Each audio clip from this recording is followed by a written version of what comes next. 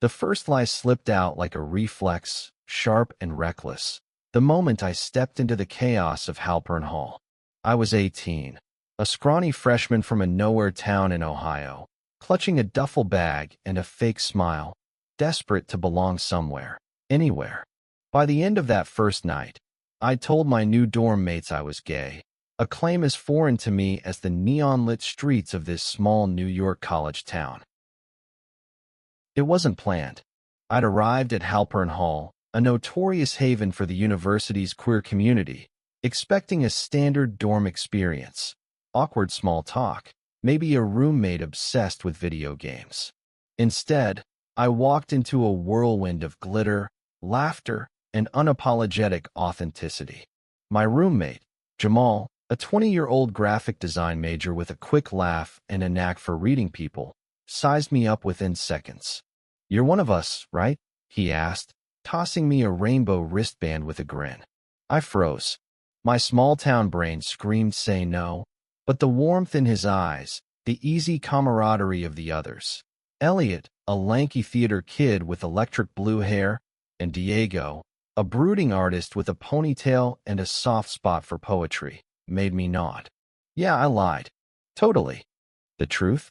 I, Lucas Bennett, didn't know what I was. I'd grown up in a place where different was a dirty word, where questions about identity were buried under Friday night football and church potlucks. I'd never dated, never kissed anyone, never even let myself wonder. But Halpern Hall was a different world, and I wanted in. So I lied, thinking it was just a key to unlock their friendship. I didn't expect the lie to unravel me, or to pull me into a love that would turn my world upside down. That first week was a crash course in belonging. Jamal dragged me to a drag show in the student union, where Elliot performed as a Celeste, lip-syncing to Madonna with a fierceness that left me awestruck. Diego, quieter but no less magnetic, sketched me in the corner of the common room, his dark eyes flickering with something I couldn't name. I laughed too loud, nodded at jokes I didn't fully get, and wore the rainbow wristband like a badge. But every night, alone in my bunk, the line gnawed at me. What if they found out I was a fraud? What if I wasn't who I said I was? The first crack in my facade came during a late-night truth or dare game in the dorm lounge. The air was thick with the smell of burnt popcorn and cheap beer. Jamal, sprawled on a beanbag, pointed at me. "Lucas, truth. First guy you ever crushed on?" My heart slammed against my ribs. I scrambled for a name, any name. Zac Efron. I blurted, because who hadn't seen High School Musical? The room erupted in laughter, but Diego's gaze lingered, sharp and curious, like he saw through me. "Interesting choice," he said softly, and my stomach twisted. I doubled down on the lie. I learned the lingo, mimicked their confidence, even flirted clumsily when Elliot teased me about my cute farm boy vibe. But the more I played the part, the more I noticed Diego. He was 20, a junior, with a quiet intensity that made my skin hum. He'd sit across from me at breakfast, sketching in his notebook, occasionally glancing up with a half-smile that felt like a secret. One night, he caught me staring and slid his sketchbook over. It was a drawing of me, all soft lines and shy eyes, captioned, "Lucas, still figuring it out." My breath caught. He knew, or he suspected, and instead of calling me out, he just watched, waiting. The lie started to feel like a cage. I wanted to tell them, Jamal, Elliot, Diego, that I didn't know who I was, that I'd lied to fit in. But the fear of losing them, of being cast out of this vibrant, messy family, kept me silent. Then came the night that changed everything. It was a crisp October evening, the campus alive with the buzz of a fall festival. Jamal had dragged us to a bonfire by the lake, where students danced to a local band's shaky covers of 80s hits. Diego and I ended up alone by the water, sharing a thermos of spiked cider. The moonlight caught his face, highlighting the curve of his jaw, the way his lips parted when he laughed. "You ever feel like you're pretending?" he asked, his voice low, almost lost in the crackle of the fire. I froze, the thermos heavy in my hands. All the time, I admitted, the truth slipping out before I could stop it.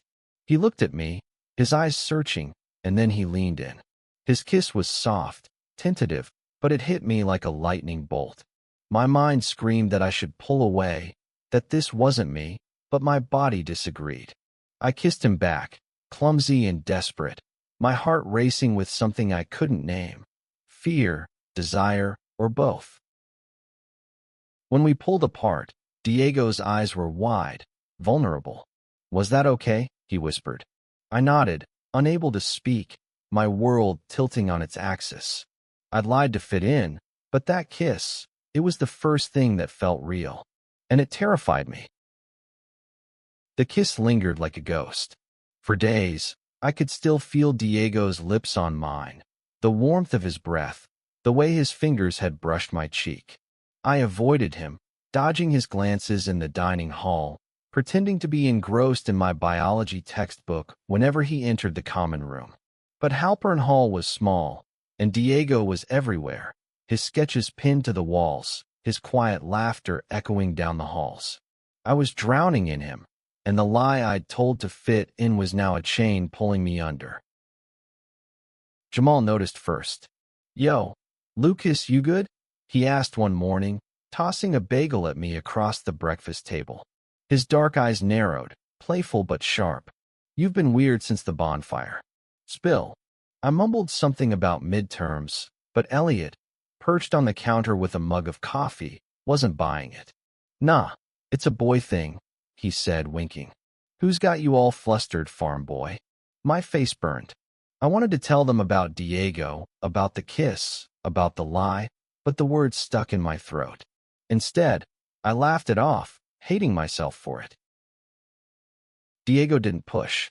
He gave me space, but his presence was a constant pull. One evening, I found him in the dorm's art studio, surrounded by canvases splashed with bold colors.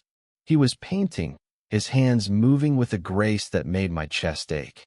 "You've been avoiding me," he said without looking up. I opened my mouth to deny it, but the lie wouldn't come. "I'm sorry," I said instead, my voice barely a whisper. He set his brush down and crossed the room, stopping just close enough for me to smell the turpentine on his hands. "You don't have to hide, Lucas," he said. "Not from me." I wanted to tell him everything. How I'd lied about being gay, how I didn't know what I felt, how his kiss had set fire to every certainty I'd ever had. But before I could, he kissed me again. This time, it was slower, deeper, like he was trying to say something words couldn't touch. I melted into it, my hands finding his shoulders, my heart pounding with a truth I wasn't ready to face. When we broke apart, he rested his forehead against mine. "Whatever you're scared of," he whispered, "we'll figure it out together." But the fear didn't vanish. It grew. The more I fell for Diego, the heavier the lie became. I started noticing things I hadn't before. The way Jamal and Elliot watched us, their knowing smiles. The way Diego's sketches of me multiplied, each one more intimate than the last. I was living a double life. One where I was the confident queer kid they all thought I was, and another where I was a fraud, terrified of being found out. The tension was unbearable, and it finally snapped at a dorm party in early November. The lounge was packed, music blaring, fairy lights casting a warm glow over sweaty bodies and plastic cups. I was tipsy, laughing too hard at Elliot's terrible dance moves, when Jamal pulled me aside. "Okay, Lucas, real talk," he said, his voice cutting through the noise. "You and Diego, what's the deal? You're into him, but you're acting like you're about to bolt." My stomach dropped. I tried to brush it off, but Jamal's gaze was unrelenting. "Don't bullshit me," he said. "You're hiding something. We're family here. You can tell us." The word family hit like a punch. I wanted to confess, to spill the truth and beg for forgiveness, but the fear of losing them, of losing Diego, kept me silent. Instead, I mumbled an excuse and fled to my room, locking the door behind me. I sat on my bed, head in my hands, the weight of the lie crushing me. I didn't hear Diego knock until he was already inside, his sketchbook tucked under his arm. "Lucas," he said, sitting beside me. "Talk to me." His voice was gentle, but there was an edge to it, like he was bracing for something. I couldn't look at him. The truth clawed its way out. I lied. I choked out. I don't know if I'm gay. I said I was to fit in, to be part of this. I didn't expect, my voice broke. I didn't expect you. Diego was quiet for a long time. When he finally spoke, his voice was steady but raw. "You think I care about labels? I care about you, Lucas. The real you." He reached for my hand, and I let him take it, my heart splintering under the weight of his words. "But you have to be honest," he said. "With me. With yourself." I wanted to believe him, but the lie had twisted everything. I didn't know who I was anymore, or if I deserved the love he was offering. The confession didn't fix me. It broke me open. Diego's hand in mine felt like a lifeline, but the truth I'd spilled left me raw, exposed, like a nerve laid bare. I expected him to pull away, to call me out for betraying the trust of Halpern Hall. Instead, he stayed, his thumb tracing circles on my wrist, his silence louder than any judgment. "I need time," I whispered, and he nodded, leaving me alone in the dark with my thoughts. The next morning, I avoided the dining hall, terrified of facing Jamal and Elliot. What if Diego had told them? What if they hated me? I hid in the library, pretending to study, but my mind replayed the kiss, the confession, the look in Diego's eyes. I didn't know if I was gay, straight, or something else entirely. All I knew was that Diego's touch made me feel alive, and that scared me more than anything. By noon, Jamal found me. He dropped into the chair across from me, his usual grin replaced by something softer. "You're a mess, Lucas," he said, sliding a coffee across the table. "Diego told me. Not everything, just enough." My heart sank. "He's not mad," Jamal continued, "but he's hurt, and you need to figure your shit out before you hurt him more." I stared at the coffee, shame burning in my chest. "I didn't mean to lie," I said. I wanted to belong."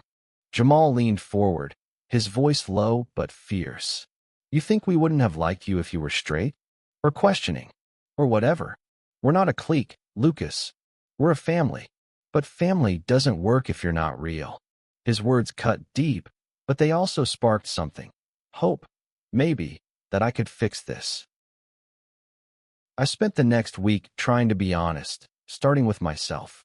I journaled, scribbling messy thoughts about identity, desire, and fear. I admitted I didn't have answers, that Diego's kisses had awakened something I couldn't ignore.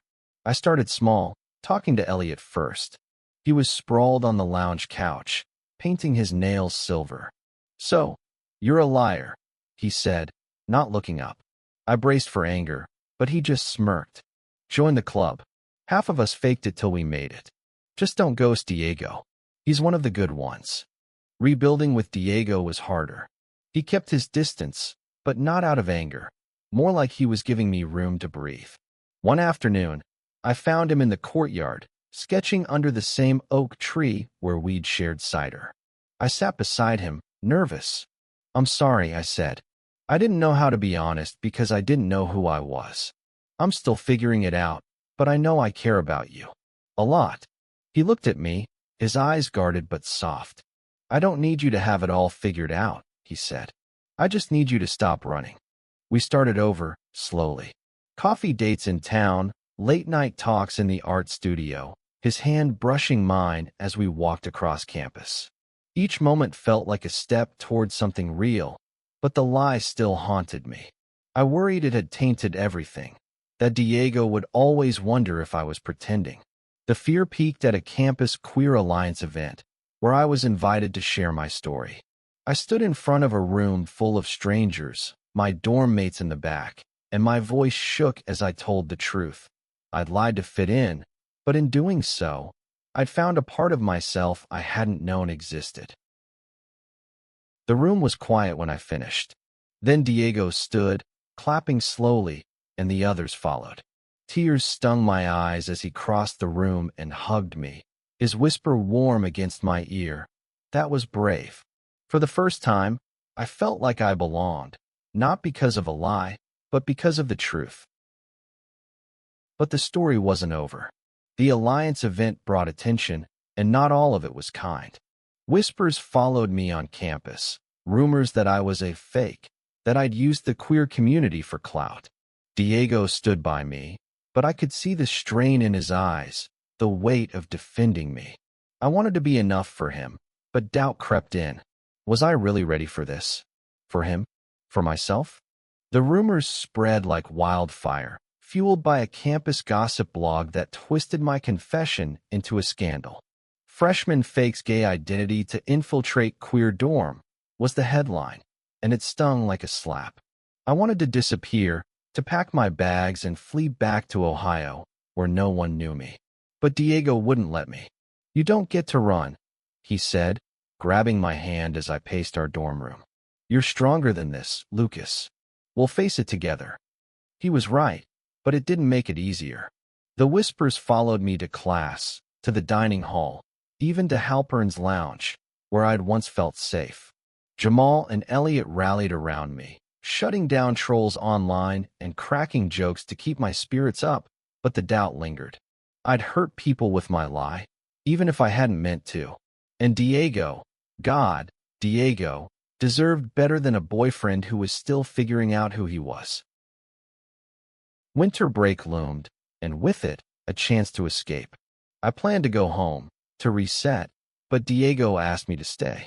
"Come to my family's place in Brooklyn," he said one night, his voice soft as we lay on his bed, fairy lights casting shadows on the ceiling. "Meet my mom, my sisters. See where I come from." I hesitated, terrified of stepping deeper into his world when I felt so unsteady in my own. But his eyes, warm and steady, pulled me in. "Okay," I said, my voice barely audible. Brooklyn was a revelation. Diego's family lived in a cramped, colorful apartment filled with music and laughter. His mom, a nurse with a sharp wit, hugged me like I was her own. His sisters, both in high school, teased him mercilessly about his cute boyfriend. I blushed, but the word boyfriend felt right, like a puzzle piece clicking into place. Over dinner, Diego's mom shared stories of his childhood, of his coming out, of the struggles and triumphs that shaped him. I saw him in a new light, not just the artist with the quiet intensity, but a son, a brother, a fighter. One night, we walked through Prospect Park, snow dusting the ground, our breath visible in the cold air. Diego stopped under a street lamp, his gloved hand finding mine. "I love you," he said, the words simple but heavy. My heart stopped. I'd never heard those words before, not like this. "I love you too," I said, and for the first time, I meant it without a trace of doubt. We kissed, the world fading away, and I knew I was done running. Back at school, the rumors hadn't died, but they'd lost their power. I started therapy, working through my questions about identity, learning to embrace the gray areas. I wasn't straight, but I wasn't ready to label myself yet, and that was okay. Diego didn't need a label. He needed me, honest and present. Jamal and Elliot became my anchors, their forgiveness a reminder that family isn't about perfection, but about showing up. The semester ended with a dorm talent show, and I signed up, nerves buzzing. I stood on the makeshift stage, guitar in hand, and sang a song I'd written for Diego, about lies, truth, and the messy beauty of finding yourself. The crowd cheered, but Diego's smile was all I saw. Afterward, he pulled me into a kiss, right there in front of everyone, and the room erupted in applause. I'd lied to fit in, but the truth set me free. It wasn't about being gay or straight or anything in between. It was about loving fiercely, honestly, and without fear. Diego's kisses had twisted my life upside down, but they'd also shown me who I could be, a man brave enough to live his truth, surrounded by a family who loved him for it.